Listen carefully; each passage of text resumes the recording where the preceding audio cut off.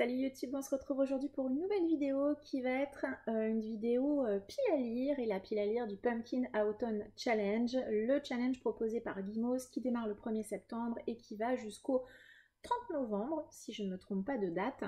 Je ne vous cache pas que cette année j'avais fortement hésité à faire également le Cocorico Challenge qui est proposé toujours par Camille de la chaîne Camelot Magicadou. Et puis quand Gimos a proposé les catégories de son challenge, j'ai décidé finalement de faire un combo entre les deux, comme ça je n'ai pas eu besoin de choisir. Donc j'ai pris une grosse partie des titres que j'avais mis à l'origine dans ma pile à lire du Cocorico et j'ai réussi à les glisser dans ma pile à lire pour le Pumpkin en fonction des catégories proposées. Le Cocorico Challenge, le concept est assez simple. Camille nous propose de lire des auteurs francophones durant tout le mois de septembre et je suis assez contente sur les 14 catégories du Pumpkin d'avoir réussi à glisser 11 titres d'auteurs francophones et même de petites maisons d'édition, donc je suis assez satisfaite de moi. De la même manière, vous verrez que j'ai réussi à glisser 4 titres graphiques, ça c'est cool. Et puis également, j'ai choisi plutôt des titres de petite taille. Septembre est pour moi traditionnellement un mois de lecture un petit peu compliqué. Donc voilà, j'avais vraiment pas envie de me lancer dans des grosses pavasses. Donc j'ai plutôt pris voilà, des petits romans. Donc j'espère que cette pile à lire vous donnera des idées pour agrandir vos wishlists ou pourquoi pas agrandir également vos propres piles à lire. Voilà. On est parti, Gimos nous a concocté 4 menus avec plusieurs sous-catégories par menu. On est parti par le premier menu qui s'intitule Automne frissonnant.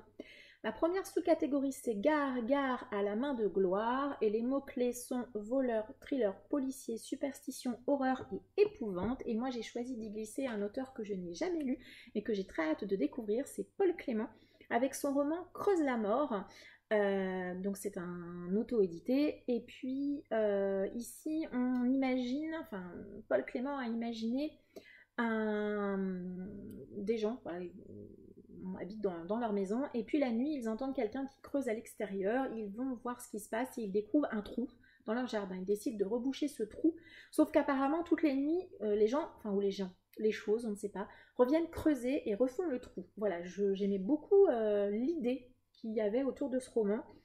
Il n'est pas très très long et puis voilà, il est des petits en tête de chapitre fort sympathiques. Voilà, donc j'ai vraiment très hâte de le découvrir. Deuxième sous-catégorie, Double Double Toil and Trouble. Et les mots-clés, ce sont sorcière, pièce de théâtre, prophétie et tragédie. Et j'ai également glissé un auteur francophone avec Sorcière de chair de Sarah Bushman. C'est publié chez Noir d'Absinthe. Ici, je crois qu'on est également dans de un peu gore, un peu crado. Déjà, je trouvais que la couve, elle faisait hyper automnale. Ici, on va être en Australie, donc en 2016. Apparemment, 7 ans avant que notre histoire démarre, il y a eu des massacres qui ont été perpétrés. Et puis, donc 7 ans après, au moment où l'histoire démarre, on est à Melbourne. Et puis, on a des nouveaux meurtres qui se déroulent. Voilà, et on va suivre une enquêtrice qui s'appelle Arabella Malvo, qui est lieutenant, et qui va donc être chargée de mener l'enquête sur ces nouveaux crimes. Voilà. Donc voilà, j'espère que ça va me plaire. En tout cas, j'ai bon espoir. Sur ce titre-là, Sorcière de chair, j'ai vu qu'il y avait un deuxième roman. Alors, je ne sais pas si c'est tome compagnon ou suite directe. Je ne sais pas. Si jamais ce tome-ci me plaît, je me procurerai le second tome et puis je découvrirai ça. Troisième et dernière sous-catégorie de ce menu, c'est le folklore de Chippenden. Chippenden, ça fait référence à l'épouvanteur. J'ai terminé la série cette année, donc je ne peux pas mettre de nouveaux tomes de l'épouvanteur. J'ai donc mis autre chose et les mots-clés sont créatures surnaturelles, fantastiques, obscures et fantaisie. Et moi, j'y ai glissé Notre-Dame des Loups d'Adrien Thomas, publié chez Nemos. Dans cette très très jolie réédition, c'est un roman assez court. Tout ce que je sais, c'est qu'on va être avec des créatures fantastiques, peut-être des loups-garous, je ne sais pas trop, dans un univers de western.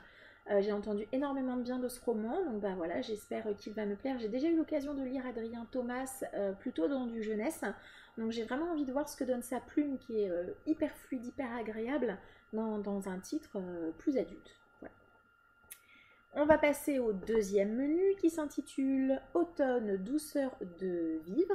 J'ai juste oublié de vous le dire, j'ai comme d'hab mon anti-sèche et puis je mettrai la vidéo de Gimos bien évidemment dans la barre d'informations. J'ai pas pensé à vous le dire mais pour moi c'était assez évident. Première sous-catégorie, It's just a bunch of hocus Pocus. Et les mots-clés sont Halloween, Samhain et automne. Vous savez, cette fameuse catégorie où tout le monde galère toujours. Et moi, j'y ai mis un auteur du coup non français. Le songe d'une nuit d'octobre de Roger Zelazny. C'est publié chez Helios. J'ai choisi ce titre parce que apparemment ça a l'air de se dérouler durant tout le mois d'octobre. Donc je pense qu'on va jusqu'à la nuit d'Halloween. Et derrière on me parle des grands anciens, donc référence à Lovecraft.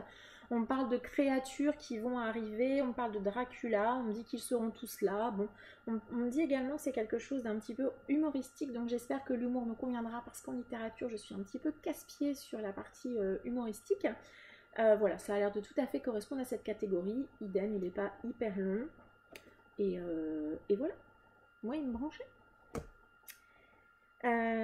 Catégorie suivante, alors c'est la fameuse catégorie que tout le monde galère à prononcer, c'est donc Hey Gigi, tu ne trouves pas que ça sent drôlement bon à la Gucciocchi Panja. Donc ça c'est une référence, si vous ne le savez pas, à Kiki la petite sorcière. Et les mots-clés sont parcours initiatique, jeunesse, famille et nourriture. Moi j'ai choisi d'utiliser le mot jeunesse, j'y ai donc mis un roman jeunesse qui est dans ma palle depuis un petit moment, c'est Terrienne de Jean-Claude Mourleva. C'est dans les éditions Piment de chez Françoisir, c'est un vieux modèle, une vieille édition. Je sais pas grand chose de ce titre en dehors qu'il est dans ma pile à lire depuis un petit moment. Apparemment on va rencontrer une jeune demoiselle qui s'appelle Anne, sa sœur a disparu depuis à peu près une année et on nous dit que Anne va se lancer à sa recherche et donc va passer de l'autre côté. C'est assez intriguant et voilà. Du coup, je trouvais qu'il allait bien. Moi, j'ai plutôt envie de le découvrir. Catégorie suivante, il suffit de se souvenir de rallumer la lumière. Citation que j'aime beaucoup. Et les mots-clés sont feel good, santé mentale et émotion. Et là, j'y ai glissé mon premier graphique. Et j'avoue que quand j'ai entendu feel good, j'ai pensé immédiatement à ce titre. C'est l'adaptation en bande dessinée du Vent dans les Saules d'après le roman de Kenneth Branagh. Et c'est de Michel Plessis, c'est publié chez Delcourt. Je ne sais pas pourquoi, le vent dans les saules, pour moi, c'est associé à l'automne, c'est associé à l'enfance, c'est associé au feel good. Je ne saurais pas vous dire pourquoi. J'ai une espèce de, alors j'irai pas jusqu'à dire de fascination pour cette histoire, mais je sais pas. J'aime énormément tout ce qui tourne autour du vent dans les saules. J'ai lu le roman, mais une version abrégée il y a 2 ans, je crois. Je cherche toujours la version non abrégée, voilà. J'aime énormément le vent dans les saules, donc on va suivre un groupe d'animaux qui vivent dans un marais et on les suit dans leurs aventures du quotidien, pourrait-on dire. Voilà, moi j'adore, et puis quand j'ai entendu feel good, j'ai immédiatement pensé au vent dans les saules. D'ailleurs, cette bande dessinée pourrait presque aller également dans la catégorie suivante, puisque la catégorie suivante c'est j'ai un dragon et j'hésiterai pas à faire feu, donc ça c'est Shrek. Et les mots-clés sont humour, illustré, anthropomorphisme et animaux. Donc le vent dans les saules, ça ira également très très bien dans cette catégorie. Mais moi j'y ai mis autre chose. J'y ai mis Le Petit Rêve de George Frog. C'est de Ficile et Drac. C'est publié chez Soleil dans leur excellente collection Métamorphose. J'ai lu il y a peu de Ficile Le Voyage de Rameau que j'avais bien aimé. J'aime beaucoup le style graphique de Ficile. Du coup j'avais regardé ce qu'il avait fait et puis j'avais trouvé cette bande dessinée sur Vintage, je me l'étais procurée. Ici on va donc suivre des animaux dans une espèce de Nouvelle-Orléans, me semble-t-il. On me parle de jazz, de musique, donc voilà. J'ai vraiment envie de découvrir également ce titre. Eh bien nous avons fait le deuxième menu. Hop, troisième menu. Le troisième menu c'est l'automne enchanteur. La première sous-catégorie c'est la lunette de pierre, c'est extra quand on veut voir ce qui ne se voit pas. C'est également une catégorie où j'ai tendance à galérer régulièrement. Les mots-clés ce sont petit peuple, féerie, nature et nature writing. Et moi j'y ai glissé plutôt petit peuple, puisque j'ai mis le premier tome de Toby Lollness de Timothée de Fombelle. Donc moi j'ai l'édition Folio Junior. Timothée de Fombelle, j'avais uniquement lu le livre de Perles et je suis désolée, je vais peut-être heurter certains d'entre vous, je suis passée complètement à côté de ma lecture. Oui, l'écriture était très belle et très poétique, mais moi je n'ai pas trouvé mon compte dans le livre de Perles. Donc je donne entre guillemets une autre chance à Timothée de Fombelle avant de décider définitivement que ce n'est pas un auteur pour moi. J'espère que celui-ci me plaira. de ce que je sais de ce titre, c'est que surtout on va suivre des petites créatures qui vivent dans les arbres. Voilà. Puisqu'on me dit que Toby Lolnest ne mesure pas plus d'1,5 mm. Je pense qu'en termes de petit peuple, on est plutôt pas mal. À nouveau, c'est du jeunesse, il y a un petit peu d'illustration. Voilà. Et j'espère que ça va le faire. Deuxième sous-catégorie, nom d'une dune. Petit jeu de mots, hein, avec dune, tout simplement. Et les mots-clés, ce sont écologie, anticipation, science-fiction et post-apocalyptique. Là j'ai joué sur le mot science-fiction. Je vous présente un titre, je ne suis pas certaine que ça sera celui que je lirai, mais j'ai vraiment envie de voir ce que donne Oren Miller dans Le Roi Sombre. C'est publié aux éditions de L'Homme sans nom. Oren Miller, je ne l'ai lu que en contemporain pour le moment, en romance même plutôt, donc j'ai vraiment envie de voir ce qu'elle donne plutôt donc en fantasy, science-fiction. En tout cas là c'est de la SF, hein. On m'évoque un peu un conte de Monte Cristo dans l'espace. J'aime énormément le conte de Monte Cristo, donc j'ai vraiment envie de voir ce que donne la plume d'Oren Miller dans ce genre là que je n'ai jamais découverte comme ça, donc j'ai envie de voir ce qu'elle propose. Alors ce qui me fait un peu dire je suis pas certaine que je le lirai, c'est qu'il est un petit peu plus gros, hein, il fait 380 pages, c'est pas non plus insurmontable, mais c'est vrai que les éditions de L'Homme sans nom, c'est plutôt, voilà, c'est plutôt écrit pas très très gros, et puis des marges pas très importantes, donc je verrai en fonction de mon humeur, sinon je mettrai un autre titre, mais en tout cas moi je suis ravie de vous présenter celui-ci. Ensuite, catégorie suivante, c'est donc la catégorie princesse avec les mots-clés inclusivité, LGBTQI+, et féminisme. Moi, j'ai joué sur le mot féminisme pour y mettre une bande dessinée que j'ai très envie de lire et que du coup voilà, je trouvais qu'elle rentrait très bien. C'est une bande dessinée qui s'appelle La Remplaçante de Sophie Andriansen et Matou au dessin. C'est publié chez First Edition. C'est une bande dessinée qui a été présentée par Isabelle des Chroniques du Hérisson dans la fameuse chaîne de vidéos que nous avons fait à beaucoup. Les graphiques sont la littérature. Elle avait parlé de cette bande dessinée qui m'avait énormément plu, donc je me l'étais procurée quasiment dans la foulée, hein. Je l'avais trouvée en occasion, donc voilà, j'ai pas tenu longtemps. Ici on va aborder une thématique qui m'est chère, puisqu'elle m'a j'étais plutôt très concernée par cette thématique. On va ici parler du postpartum, donc de ce fameux coup de blues qu'ont beaucoup de mamans après la naissance d'un enfant, souvent leur premier enfant d'ailleurs.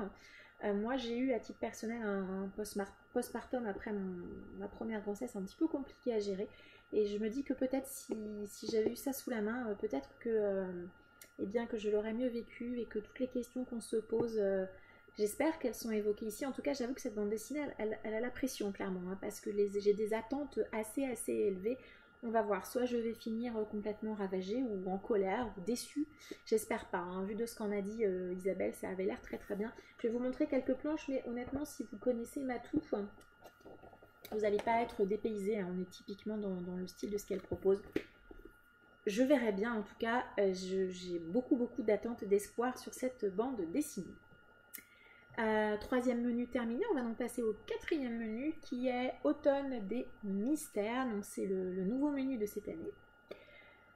Première sous-catégorie, le destin perdu. Les mots-clés sont temps, horloge, énigme, puzzle, historique et steampunk. Et là, j'y ai glissé, alors j'avoue un petit peu au forceps, puisque c'est un titre que je m'étais gardé exprès pour cette période. C'est une bande dessinée et je voulais absolument la caser. Absolument. Donc j'ai utilisé le mot énigme. Il s'agit du Grimoire Noir de Jana Bogac et Vera Grinty. C'est publié chez Glénat. Vous l'avez peut-être vu passer à de nombreuses reprises. C'est une bande dessinée qu'on a quand même pas mal tournée, je trouve. Elle est absolument sublime. Vraiment sublime. Voilà. J'irai pas plus loin parce que je ne peux pas me spoiler. Donc pourquoi énigme? Parce que ici apparemment donc déjà on aurait pu le mettre aussi dans sorcière, hein, puisqu'on nous parle clairement de sorcière, mais il me semble que on va suivre un jeune homme qui cherche sa sœur qui a disparu. Voilà, donc énigme. Voilà, c'est peut-être un petit peu tiré par les cheveux, mais moi je dis ça passe. Voilà, je sais pas vous, mais moi je dis ça passe incognito. Alors, le menu enfin catégorie suivante, c'est les ruines de l'Atlantide avec les mots-clés conte moral, philosophe, récit métaphorique, mythes et légendes. Et moi j'ai utilisé mythes et légendes pour un titre que vous n'avez pas encore vu mais que vous verrez dans le book haul du mois d'août. C'est le titre d'Ulahan de Marine Kelada, c'est de l'auto-édition, je l'ai reçu en service presse. Et ici on va aborder la thématique de l'homme sans tête, donc je pense que mythes et légendes, on est plutôt pas mal. J'ai vu beaucoup de retours positifs autour de ce roman, c'est un peu la même, hein. Il a la pression, lui aussi, hein. J'espère qu'il va me plaire. Au vu de tous les retours positifs que j'ai vus, la légende du cavalier sans tête, c'est pas une légende, je trouve, qu'on retrouve énormément en littérature. Enfin, en tout cas, moi, je l'ai pas vu énormément passer en France. Si vous connaissez des titres qui l'abordent, n'hésitez pas à me l'indiquer dans les commentaires. Voilà, donc quand l'autrice a proposé d'envoyer des services presse à ceux qui le souhaitaient, j'avoue, j'ai postulé, j'ai eu la chance d'être retenue, sélectionnée, je sais pas trop comment ça s'est fait, en tout cas, je suis très contente de l'avoir reçu. Et je suis ravie de le glisser dans cette catégorie. Avant-dernière sous-catégorie, c'est En avant Yvette Tempête. Et là, les mots-clés sont aventure, archéologie, artefacts et voyage. Et là, à nouveau, j'ai un petit peu tiré pour que ça rentre. J'ai mis le tome 2 de Toby Lowndes, de Timothée de Fombelle. Pourquoi? Parce que si j'ai bien compris, il y a une histoire de grands chênes, d'arbres et les gens du petit peuple dont Toby Lowndes vont être obligés de partir dans une espèce de quête, donc une aventure et réaliser un voyage. C'est pour ça que j'ai glissé ce tome 2 ici, voilà, sous réserve que finalement je le mette ailleurs, que je mette autre chose là, mais bon, je trouvais que ça passait bien. Et je n'ai pas forcément très envie, vous le savez, de faire traîner les séries que je lis pendant des mois et des mois, surtout une série jeunesse. Donc, je me suis dit 2 tomes, je devais bien réussir à les caser, et effectivement, j'ai réussi à trouver la deuxième catégorie où le mettre.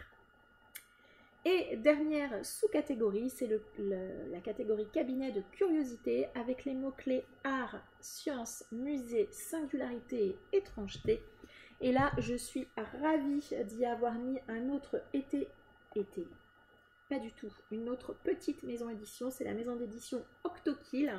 Et il s'agit des Chroniques de Sainte-Madeleine de Florence Di Orlac. C'est un très très bel objet livre, déjà, voilà.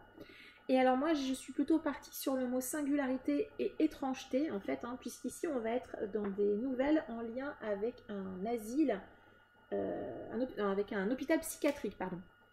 Donc je pense qu'en termes d'étrangeté, vu la couverture, tout ça, je pense qu'on va être plutôt bien.